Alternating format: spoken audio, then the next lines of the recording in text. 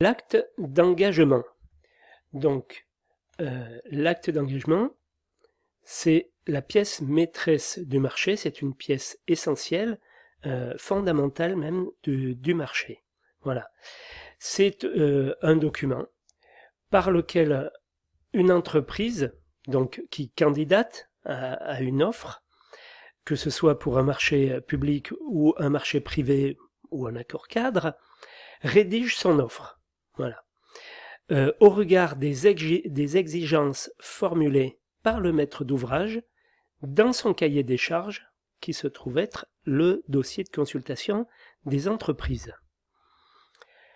Donc au niveau de la commande publique, prévu par le code de la commande publique, l'acte d'engagement contient l'ensemble des engagements de l'entrepreneur à l'égard du maître d'œuvre. Donc, vis-à-vis du DCE, du dossier de consultation des entreprises rédigé par le maître d'œuvre, donc l'entrepreneur, oui, l'entreprise, devra donc suivre et respecter rigoureusement ce qui est dans ce dossier pour le compte du maître d'ouvrage. Donc elle décrit toutes les informations relatives au marché.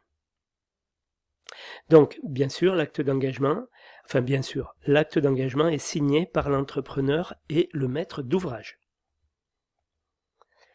L'acte d'engagement fixe les conditions d'intervention de l'entreprise sans toutefois permettre la possibilité de modifier le CCTP ou le CCAP. Autrefois, donc, on demandait l'acte d'engagement à tous les candidats. Tous les candidats devaient remplir l'acte d'engagement même s'ils n'étaient pas retenus quand ils déposaient leur offre.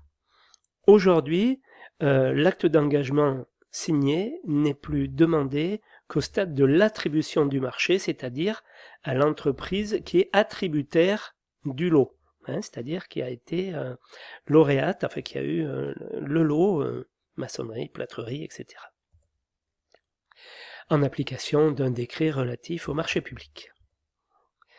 Donc, comme caractéristique, la présentation de l'acte d'engagement doit permettre de recueillir toutes les informations apportées par l'entrepreneur et nécessaires à la précision du marché par rapport donc au DCE.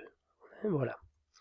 Donc tout ça, c'est facilité par un modèle d'acte d'engagement qui s'appelle ATRI comme attribution 1.